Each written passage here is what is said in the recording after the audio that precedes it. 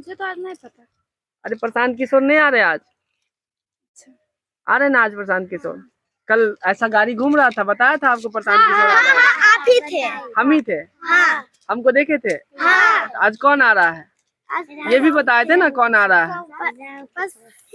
कि बिहार के गांव-गांव में जाकर वहां के जनमानस से बातचीत करके किसी समाज से ऐसे लोगों को चुनकर निकाला जाए जो एक बेहतर स्वच्छ राजनीतिक विकल्प जनता के सामने दे सके।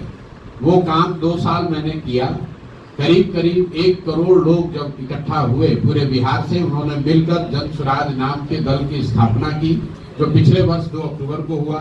अब जब दल बन गया है तो दल स्वाभाविक तौर पर आने वाले विधानसभा चुनाव की तैयारी कर रहा है।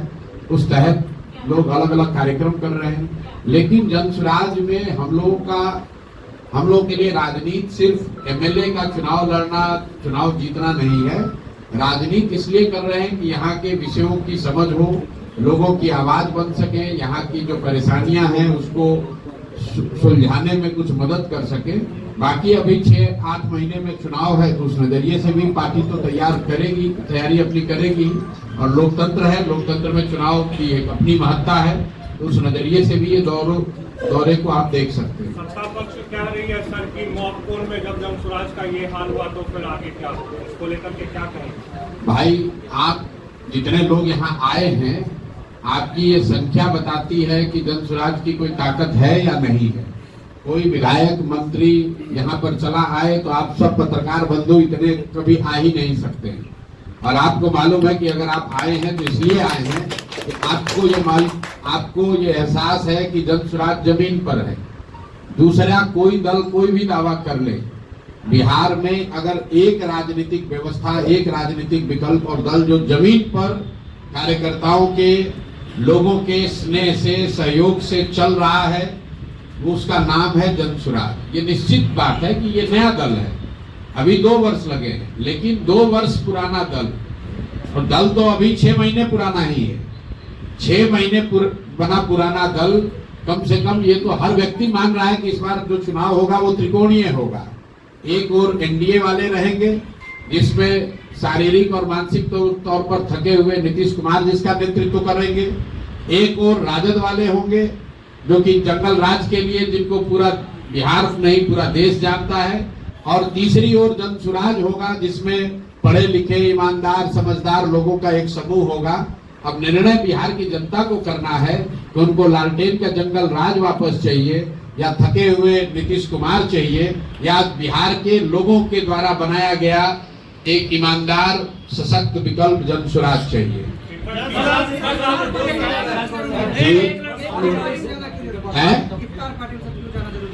इफ्तार पार्टी में जाना इसलिए जरूरी है कि यहाँ पर अभी रमजान का महीना है, और जैसे नवरात्रि का व्रत है वैसे रमजान में भी मुस्लिम साथियों का व्रत है। और मैं यहाँ आया हूँ, और यही नहीं जा रहा हूँ, रोज जाता हूँ।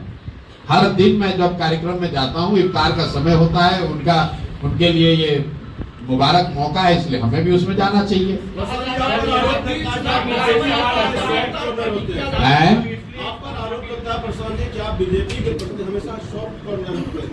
देखिए, मैंने हमेशा जो बात कही है कि बिहार की बर्बादी के लिए लालू और नीतीश जिम्मेवार हैं, क्योंकि पिछले 30-35 साल से लालू जी और नीतीश जी ही राज्य का नेतृत्व कर रहे हैं। लेकिन बिहार की बर्बादी के असली गुनाहगार कांग्रेसी और भाजपाई हैं।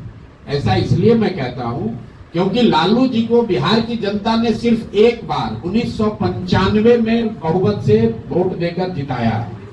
बाकी 15-16 साल जो लालू जी का जंगल राज चला, वो कांग्रेसियों के मदद से चला, उस बैसाखी से चला। कांग्रेसियों ने उनकी मदद इसलिए की क्योंकि वो चाहते थे कि लालू जी की मदद से 20-25 सांसदों का सपोर्ट उनको दिल्ली में रहे। यही हाल नीतीश जी का, एनडीए का है। नीतीश जी को बिहार की जनता ने सिर्फ एक बार, इसको भी ध्यान रखिए आप लोग, सिर्फ 2010 के चुनाव में नीतीश जी के पार्टी को 117 विधायक मिले थे। उसके बाद नीतीश जी को कभी बहुमत बिहार की जनता ने नहीं दिया। फिर भी 18-19 साल से नीतीश कुमार मुख्यमंत्री हैं, वो भाजपा के बैसाखी पर हैं। भाजपा उनकी मदद क्यों कर रही है? भाई, जो भाजपा दूसरे राज्यों में दूसरे दलों को तोड़कर खरीद फरोख्त करके सरकार बनाती है, वो बिहार में थके हुए नीतीश कुमार को क्यों मुख्यमंत्री बना के रखी है? इसलिए कि उनको दिल्ली में 10-20 सांसदों का लालच है। इसीलिए मैं बार बार हमेशा कहता हूं कि कांग्रेस और भाजपा ने बिहार को और बिहार के भविष्य को लालू और नीतीश के हाथ में, सब जानते बूझते इनके हाथ में बेच दिया। जैसे कांग्रेसियों ने हम लोग का भविष्य लालू जी के हाथ में बेचा, वैसे ही भाजपाइयों ने हम लोग का भविष्य नीतीश कुमार के हाथ में बेचा है। आपको क्या लगता है? नीतीश कुमार का रोज आप लोग देख रहे हैं, क्या नरेंद्र मोदी को, क्या अमित शाह को ये पता नहीं है कि मानसिक तौर पर नीतीश कुमार और शारीरिक तौर पर वो मुख्यमंत्री बनने की स्थिति में नहीं है? फिर इतने बड़े राज्य की 13 करोड़ लोगों की जिस पर जिम्मेवारी है, उस पर आपने नीतीश कुमार को थोपा हुआ है। क्यों थोपा हुआ है? नीतीश कुमार को जैसे शिखंडी की तरह सामने खड़ा करके पीछे से राजनीति कर रहे हैं। अगर भाजपा में दम है तो अपना मुख्यमंत्री बनाओ और लड़ो चुनाव सामने से। इनमें तो दम है नहीं। सामने से नीतीश कुमार का चेहरा लगा रखा है। वो आदमी ना शारीरिक तौर पर सक्षम है, ना मानसिक तौर पर स्वस्थ है, और उनको सामने रखकर और ये भी नहीं बता रहे हैं कि अगला मुख्यमंत्री नीतीश कुमार ही होगा। ये सिर्फ बिहार की जनता के साथ धोखा कर रहे हैं भाजपा वाले। सामने नीतीश कुमार को रखा है। अगर गलती से कहीं चुनाव जीत गए तो सबसे पहले नीतीश कुमार को हटाकर कोई भाजपा के आदमी को ये लोग बनाएंगे, जो काम इन लोगों ने महाराष्ट्र में किया है। तो भाजपा का तो यहाँ कोई ना नेता है ना नेतृत्व है, इसलिए भाजपा की बात कम होती है। ये लोग पिछलग्गू दल बनकर पीछे से, भोजपुरी में हम लोग कहते हैं निहुरल आइल चोर। तो ये वो लोग हैं जो छुप कर आकर बिहार की सत्ता को कब्जा करना चाहते हैं, क्योंकि 2015 में इन्होंने सामने से कोशिश की थी और औंधे मुंह गिरे थे। इसलिए अब फिर चाहते हैं कि किसी तरह व्यवस्था जुगाड़ लगाकर नीतीश कुमार को सामने रखकर समीकरण बनाकर लालू का डर दिखाकर हम लोग वापस आ जाएं और चुनाव के बाद अपना किसी भाजपाई को मुख्यमंत्री बना देंगे। यहाँ आप लोग पत्रकार बैठे हुए हैं, भाजपा का नेतृत्व कौन कर रहा है बिहार में? कितने लोग? आप लोग पत्रकारों को आधा को जानकारी नहीं है कि कौन है दिलीप जायसवाल। भाजपा का चेहरा यहाँ कौन है? दिलीप जायसवाल। कौन जानता है उनको? कौन सा पराक्रम, कौन सा पुरुषार्थ इन्होंने किया है बिहार में? इनकी पृष्ठभूमि जाकर आप पता कर लीजिए पूर्णिया में, बिहार में लोग इनके बारे में क्या कहते हैं। सर मेरा एक सवाल है। सर लालू यादव लालू जी का भय दिखा रहे हैं ना? आप भी तो लालू जी का ही भय दिखा रहे हैं। किसका भय दिखा रहे हैं? आप भी तो लालू यादव जी का ही भय दिखा रहे हैं। हम किसी का भय नहीं दिखा रहे। हम तो ये बता रहे हैं कि बिहार की जनता जो लालू जी के डर से भाजपा को वोट देती है और भाजपाइयों के डर से लालू जी को वोट देती है, उन दोनों का भय खत्म करने का रास्ता है जन सुराज। सर मेरा एक सवाल है। मोतिहारी ने कहा कि 2025 में कोई मायका लाल नहीं है तो तेजस्वी को सरकार बनाने से रोके। भाई लालू जी कह रहे कोई माई का लाल नहीं है। तो लालू जी के नजर में तो बिहार में एक ही लाल है जिसका नाम है तेजस्वी यादव। बिहार के 13 करोड़ के लाल, 13 करोड़ लोगों की तो चिंता उनको है नहीं। लालू जी तो बस अपना ही परिवार और 5 उनके बाल बच्चे, इसके आगे न कभी सोच सकते हैं। तो उनको कैसे दिखेगा कि बिहार में दूसरा और कौन है? सर अति पिछड़ा का एक सवाल है सर। कम पढ़े लिखे लोगों की जगह है कि नहीं प्रशांत जी? बिल्कुल, बहुत लोकतंत्र में कम पढ़े लिखों की जगह है। बिल्कुल। सुनिए मेरा एक सवाल, इनका सवाल है कि लोकतंत्र में कम पढ़े लिखे लोगों की जगह है कि नहीं? बहुत जगह है। इस देश में तमिलनाडु एक राज्य है, उसके सबसे प्रसिद्ध मुख्यमंत्री का नाम है कामराज, जो नहीं पढ़े लिखे थे। कम पढ़ा लिखा होना राजनीति में वो कोई मानक नहीं है। लेकिन जो बात आपने कही कि मैं तेजस्वी के 9वीं फेल होने की बात करता हूं, क्यों करता हूं उसको समझिए। जब आपके माँ और पिताजी दोनों मुख्यमंत्री हैं, जब आप DPSR के पूरब में पढ़ते हैं और आप वहां से 9वां नहीं पास कर पाते हैं, तब आप और नहीं पढ़ पाए, नहीं पास कर पाए, तो दिखाता है कि आपकी क्षमता क्या है। मान लीजिए कि आप उस समय नहीं पढ़े, क्रिकेट खेलने चले गए, तो सीखने और पढ़ने का तो उम्र खत्म नहीं होता है। आप जाकर देखिए बिहार के लाखों ऐसे बच्चे हैं जो मजदूरी कर रहे हैं और कॉरेस्पॉन्डेंस से कोर्स कर रहे हैं, पढ़ाई कर रहे हैं। तो भाई ये उसके बाद ही आकर कुछ पढ़ाई कर लेते, आज ही डिग्री ले लेते। ये न पढ़ना दिखाता है कि शिक्षा के प्रति उस व्यक्ति की सोच क्या है। उस व्यक्ति के नजर में शिक्षा की कोई महत्ता ही नहीं है। इस बात पर हम चोट कर रहे हैं। इस बात पर नहीं कह रहे हैं कि आप 9th फेल हैं कि 10th फेल हैं। इस बात पर चोट कर रहे हैं कि अगर आप सामाजिक राजनीतिक परिस्थिति बस नहीं पढ़ पाए तो कोई बात नहीं है, लेकिन उन परिस्थितियों में भी आप देखते हैं लड़कियां जिनकी शादी हो जाती है, कई बार उनके हस्बैंड्स उनको पढ़ाते हैं। ये सज्जन इनके माँ बाप मुख्यमंत्री हैं, दिल्ली के सबसे बड़े प्राइवेट स्कूल में नाम लिखाया, वहां से 9th फेल हो गए, उसके बाद जीवन में कभी पढ़ने पढ़ाने की कोशिश नहीं की। वो आदमी बिहार का मुख्यमंत्री बनेगा तो आपके बच्चों के पढ़ाने की चिंता करेगा कि उसको बालू माफिया बनाएगा? आप बता दीजिए। आपके पास क्या मॉडल है एजुकेशन और हेल्थ? बाकी और लोग हैं यहाँ। सर एक सवाल है सर मेरा। सर एक सवाल है सर। अगर जनसुराज पार्टी जीत कर आती है, पहला सवाल यह है कि जनसुराज अकेले लड़ेगी या हम किसी के एक साथ? घंटा यहाँ है, आपको जो सवाल सर जनसुराज करके पूछो, घबराहट में नहीं है। सर जनसुराज अकेले लड़ेगी या किसी के साथ गठबंधन करेगी? सर पूरा अगर जीत कर आती है सरकार बनाने में, किसी के साथ गठबंधन भी कर सकती है। 243 सीट बिहार में है। जनसुराज का नाम ही है जनसुराज, जनता का सुंदर राज। जनता से गठबंधन हो गया और घोषणा हो गई कि 243 सीट लड़ेंगे। चुनाव के बाद अगर ऐसी कोई परिस्थिति बन गई कि जनसुराज को पूर्ण बहुमत नहीं मिला तो हम लोग बिल्कुल विपक्ष में आराम से 5 साल और बैठेंगे। प्रशांत किशोर ने कहा चाहे 2 सीट आए, 5 सीट आए या 110 आए, जनता ने जो निर्णय देना है उसको हम लोग स्वीकार करेंगे। और मैंने पहले ही कहा कि राजनीति हमारे लिए और जनसुराज में हमारे साथियों के लिए सिर्फ एमएलए बनकर मिनिस्टर बनना, कॉन्ट्रैक्ट लेना, पैसा कमाना, ये इसका उद्देश्य नहीं है। जितना एमएलए एमपी बनकर नाम, पैसा, शोहरत आप कमा सकते हैं, उससे बहुत ज्यादा भगवान की कृपा से हम लोग को मिला हुआ है। बावजूद इसके सब छोड़कर अगर राजनीति करने आए हैं तो इसका उद्देश्य ये नहीं है कि जल्दी से एमएलए बनकर सरकार बना ले। सरकार तब बनाएंगे जब जनता का आशीर्वाद होगा और पूरा जो प्लान है, पूरी जो सोच है कि अगले 10 वर्ष में बिहार को देश के 10 अग्रणी राज्यों में कैसे शामिल कराया जाए, यहाँ शिक्षा कैसे सुधारा जाए, 1 साल के अंदर पलायन को कैसे रोका जाए, हर घर में महिलाओं को रोजगार कैसे दिया जाए, उसका पूरा ब्लूप्रिंट 2-2.5 साल गांव-गांव घूमकर लोगों को बताकर समझाकर उसके बाद दल का निर्माण किया गया है। ऐसा नहीं कि 4 आदमी दिल्ली में बैठे, पटना में बैठे दल बना लिया। दल बनाने से पहले 2.5 साल मैंने बिहार का चप्पा चप्पा पैदल चल के देखा है, लोगों से बात करी है। तो हम लोग के लिए गठबंधन ना आज है ना कल होगा, ना चुनाव से पहले ना चुनाव के बाद। भैया सुनेंगे तभी। आप जमीनी प्रत्याशी देंगे या वही हवाई होगी? जनसुराज में जो भी प्रत्याशी चुनाव लड़ेंगे उसके नजरिए से मैं आपको 2-3 बातें कह सकता हूँ। पहला कि 2/3 से ज्यादा ऐसे लोग चुनाव लड़ेंगे जो बिल्कुल नए चेहरे होंगे। इसका मतलब ये नहीं है कि वो राजनीति में नहीं है, नए लोग चुनाव लड़ेंगे। तो इसकी कोई संभावना नहीं है कि जो पुराने घिसे पिटे लोग हैं वही चुनाव लड़े। मैंने कहा 2/3। 1 मिनट की। दूसरा आपको बता दे, प्रत्याशियों के नजरिए से जनसुराज किसी दूसरे दल से पहले जुलाई-अगस्त में ही अपने उम्मीदवारों के 243 उम्मीदवारों की घोषणा कर देगा, ताकि इसकी कोई संभावना न रहे कि हमको जदयू में टिकट नहीं मिला तो जनसुराज में आ गए या राजद में, कांग्रेस में नहीं मिला तो यहाँ आ गए।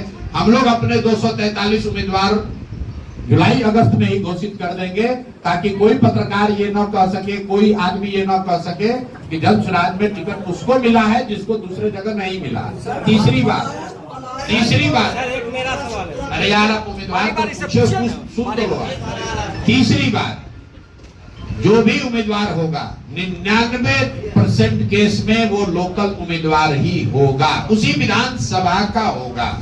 1%-2% अपवाद इसलिए हो सकता है कि कुछ जगहों पर जहां लोग उन क्षेत्रों में रहते हैं जो सीट रिजर्व है, उनके पास ये अवसर है कि वो अगल बगल के सीट से आवेदन दे सकते हैं। जनसुराज में उम्मीदवारों के चयन की प्रक्रिया चल रही है।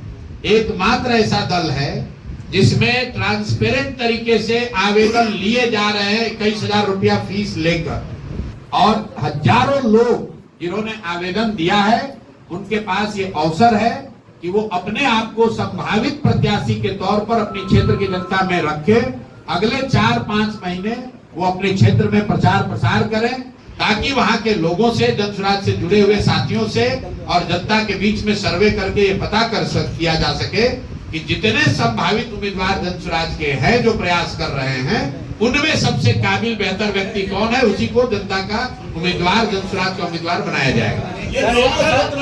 मेरा सवाल है रोजगार का आपने मुद्दा उठाया जी। आपको किया राजद जो अभी यात्रा चल रही है, कांग्रेस यात्रा, आपने तो मिसाइल को पीछे छोड़ दिया। बिल्कुल नहीं छोड़ा। देखिए उसके लिए आपकी लड़ाई, देखिए डोमिसाइल के लिए सबसे पहले आमरण अनशन पर यही प्रशांत किशोर बैठे थे। वो जाकर 5 मुद्दा देख लीजिए। यहाँ के बेरोजगारों को बेरोजगारी भत्ता, जिसका वादा 2015 में नीतीश जी के 7 निश्चय का पहला निश्चय के तौर पर किया गया था, ये इसके लिए आमरण अनशन पर हम लोग बैठे थे। डोमिसाइल नीति लागू हो, उसके लिए हम लोगों ने अनशन करा था। बीपीएससी अभ्यर्थियों का मामला पेपर लीक का जो था, उसके लिए आमरण अनशन पर बैठे थे। आपने कहा कि डोमिसाइल नीति पर कोई कांग्रेस या तेजस्वी जी कुछ बोल रहे हैं। जरा आप लोग पत्रकार हैं, बताइए कि जो शिक्षकों की नियुक्ति हुई, जिस पर सरकार और ये नेता अपना पीठ थपथपा रहे हैं, उस समय उप मुख्यमंत्री कौन था? उस समय उप मुख्यमंत्री यही तेजस्वी यादव थे, वही कांग्रेस वाले सरकार में थे। तो डोमिसाइल नीति कुछ समय क्यों नहीं सुधारा? जो 7,000 से ज्यादा यूपी, मध्य प्रदेश और दूसरे राज्यों के लोगों को शिक्षकों के तौर पर बहाली का अवसर मिला, जो बहाल किए गए, उस समय सरकार में कौन था? अभी साल भर पहले यही तेजस्वी यादव और कांग्रेसी उसमें बैठे हुए थे, तब उनको डोमिसाइल नहीं दिख रहा था। हम लोग पहले व्यक्ति हैं, पहला दल है जो कह रहा है कि 75% यहाँ की सरकारी नौकरी जो है वो बिहार के बच्चों के लिए आरक्षित होनी चाहिए। ये नहीं होना चाहिए कि यहाँ पर यूपी और मध्य प्रदेश के लोग आकर शिक्षक बनेंगे और बिहार के बच्चे जाकर महाराष्ट्र में, हरियाणा में मजदूर बनेंगे। ये ऐसा इसलिए हो रहा, आप समझिए, नीतीश कुमार को पिछले 10 वर्ष से प्रधानमंत्री बनने का भूत सवार है। तो ये आदमी ये समझता है कि दूसरे राज्यों के लोगों को अगर हम बिहार में नौकरी देंगे तो उन राज्यों में हमारी छवि चमकेगी।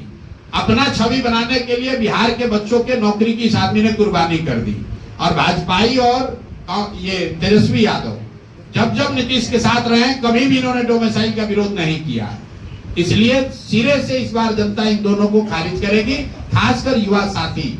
हम लोग कह रहे हैं 75% डोमिसाइल नीति चेंज करके 75% जॉब सिर्फ बिहार के बच्चों के लिए रिजर्व किया जा रहा है। कन्हैया कुमार की यात्रा कर रहे हैं जी, पलायन रोकने को लेकर कन्हैया कुमार की यात्रा कर रहे हैं, क्या कांग्रेस को फायदा होगा? देखिए जन स्वराज की ताकत देखिए कि आप लोग इतने दिन से पत्रकारिता कर रहे हैं, क्या कभी चुनाव से पहले पलायन कभी मुद्दा बना है? लालू जी जैसे आदमी भी कह रहे हैं कि हम लोग पलायन रोक देंगे। लालू जी के मुंह से किसी ने पलायन शब्द नहीं सुना होगा। ये जन स्वराज की ताकत है। कन्हैया जी यात्रा कर रहे हैं तो बहुत अच्छी बात है, ये जन स्वराज की ताकत है कि कांग्रेसी आज पलायन की बात कर रहे हैं। लेकिन जब कांग्रेसी आए तो आप, कन्हैया जी मेरे मित्र भी हैं, बेगूसराय के हैं, उनसे एक सवाल जरूर पूछिएगा पलायन के नजरिए से कि कांग्रेस का अभी एक जुमा 2 साल पहले बना हुआ मुख्यमंत्री है जिसका नाम है रेवंत रेड्डी। तेलंगाना में उस आदमी ने कहा कि बिहारियों का डीएनए जो है वो मजदूरों का है, बिहारी जो है मजदूरी करने के लिए पैदा हुए हैं। तो यहाँ आप पलायन की बात कर रहे हैं और आप ही का मुख्यमंत्री बिहारियों को मजदूरी करने वाला बता रहा है कि ये पैदा ही हुए हैं मजदूर बनने के लिए। उस पर कन्हैया कुमार का और उससे भी ज्यादा राहुल गांधी का क्या स्टांस है, ये पूछने की जरूरत है। ये नहीं चलेगा कि बिहार के बाहर बिहारियों को बिहारी कह के गाली दोगे तो फिर बिहार में वोट मांगने काहे आए हो भाई? तेलंगाना से ही दिल्ली पर राज करके दिखा दो। जब बिहार के लोग मजदूरी करने के लिए पैदा हुए हैं और तेलंगाना के लोग हम लोग पर राज करने के लिए पैदा हुए हैं, तो कांग्रेसियों को बिहार में वोट मांगने की जरूरत क्या है? इसका भी सवाल आप लोग कीजिए, उस जवाब मांगिए उन लोगों से। सर एक मेरा सवाल है शराबबंदी और क्राइम को लेकर के आपने क्या प्रतिक्रिया है? सर मेरा एक शराबबंदी को लेकर एक दल, एक नेता जिसने 3 साल में सब दबावों के बावजूद कहा है कि जन स्वराज की सरकार बनेगी, 1 घंटे में शराबबंदी हटा देंगे। इसलिए हटा देंगे कि इससे बड़ा कोई गलत कानून हो नहीं सकता है। पहली बात आप ये जानिए कि बिहार में शराबबंदी तो लागू है नहीं। शराबबंदी का कानून बनाया गया है जिसमें दुकान बंद कर दिया गया है और होम डिलीवरी चालू कर दी गई है। बिहार की गरीब जनता का 15 से 20 हजार करोड़ का नुकसान हो रहा है। और ये पैसा कहां जा रहा है? ये पैसा जा रहा है नेताओं के पास, भ्रष्ट अधिकारियों के पास, शराब माफिया के पास। सारे युवा बिहार में सूखा नशा का पहली बार बिहार में प्रचलन देखने को मिल रहा है। लोग सूखा नशा कर रहे हैं। 1 लाख से ज्यादा लोग, कई लोग कहता है महिला को इससे लाभ है, 1 लाख से ज्यादा परिवार के लोग आज भी जेल में शराबबंदी के कानून के तहत बंद हैं। और ये जो लोग जेलों में हैं, ये ज्यादातर लोग समाज के दबे कुचले वंचित समाज के लोग हैं, दलित है, अति पिछड़े हैं, मुस्लिम हैं, जिनके घर में उनका कोर्ट में केस लड़ने वाला भी कोई नहीं है। और ये सामाजिक न्याय और समाजवाद की बात करने वाले लोग, इनको कोई चिंता नहीं है कि 1-1.25 लाख लोग जेल में क्यों आए। आप महिलाओं से जाकर बात कीजिए। दलित परिवार की महिलाओं को हमने पैदल चलते हुए देखा। थाने वाले शराबबंदी के नाम पर जबरदस्ती उनको उठाकर थाने में बैठा रहे हैं। थाने में उनसे झाड़ू लगवाते हैं, उनसे बर्तन साफ करवाते हैं, उनसे दुर्व्यवहार करते हैं। क्या बात कर रहे हैं आप? बिल्कुल शराबबंदी के हम लोग खिलाफ में हैं। इसके साथ साथ जो आपने सवाल किया, आंकड़े बिल्कुल स्पष्ट है। 2017 से बिहार में कानून व्यवस्था की स्थिति बिगड़ी है और उसका एक कारण है शराबबंदी। क्योंकि कानून व्यवस्था लागू करने के लिए जो तंत्र है, प्रशासन है, उसका एक बड़ा हिस्सा कानून व्यवस्था के काम को छोड़कर शराबबंदी को लागू करने, उसको छिपाने और उससे कमाने में लगा हुआ है। और सामान्य लॉ एंड ऑर्डर की स्थिति दिनों दिन बिगड़ती जा रही है। इसीलिए आए दिन आप देख रहे हैं कि बिहार में कमोबेश वही घटना, अपहरण को छोड़ दीजिए तो बाकी हर इंडिकेटर क्राइम का वही हो गया है जो लालू जी के जमाने में था। रोज लूट पाट, मर्डर, अपहरण, झगड़ा लड़ाई वो चल रहा है। सिर्फ अपहरण ही बचा हुआ है, कुछ दिन और चला तो वो भी चालू हो जाएगा। सर मेरा एक सवाल है सर, बहुजन समाज से एक सवाल है कि पासी और मुसहर जाति का राजनीतिक, आर्थिक, सामाजिक कोई उसका कल्याण नहीं है। पासी समाज को दरोगा और थाना के द्वारा प्रताड़ित किया जा रहा है। 5 समाज के लोग से तांती तत्वा को निकाल दिया गया, वो अपना लड़ाई लड़ रहे हैं। धानुक समाज का राजनीतिकरण कुर्मी में हो गया, वो अपना लड़ाई लड़ रहे हैं। तो उन 3 जाति के लिए आप क्या कहना? देखिए, हम लोग जातियों की राजनीति नहीं करते हैं। जन स्वराज ने अपने संविधान में इस परिकल्पना में कहा है कि जिस जाति की भी जितनी संख्या है उस जाति से उसी प्रोपोर्शन में योग्य लोगों को निकालकर उनको भागीदारी दी जाएगी। इसमें सभी समाज शामिल हैं। आपने जो 5 समाज की बात कही उसको लेकर मैं जरूर टिप्पणी करना चाहता हूं। बिहार में नीतीश कुमार की राजनीति का एक हिस्सा रहा है जातियों का वर्गीकरण चेंज करना।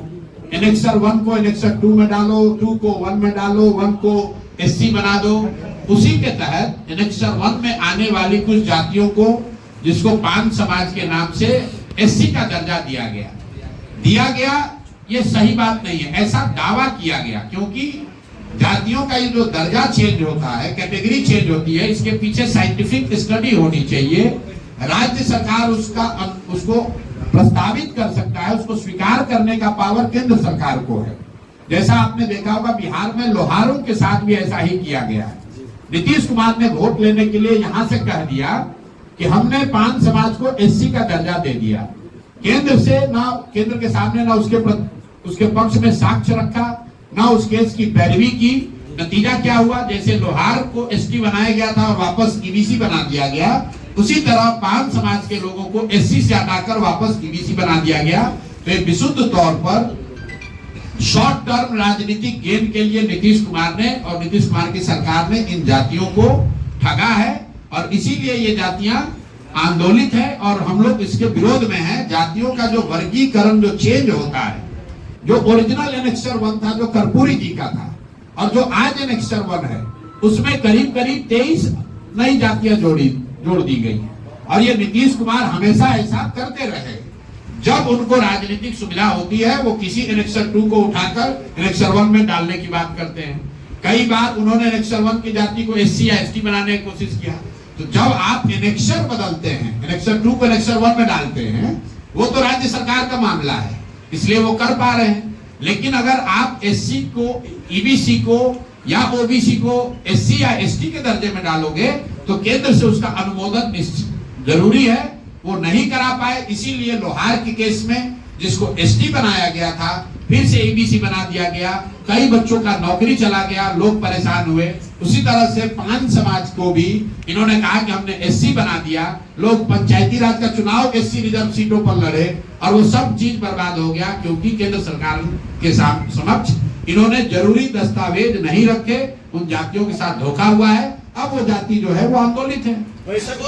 आरक्षण के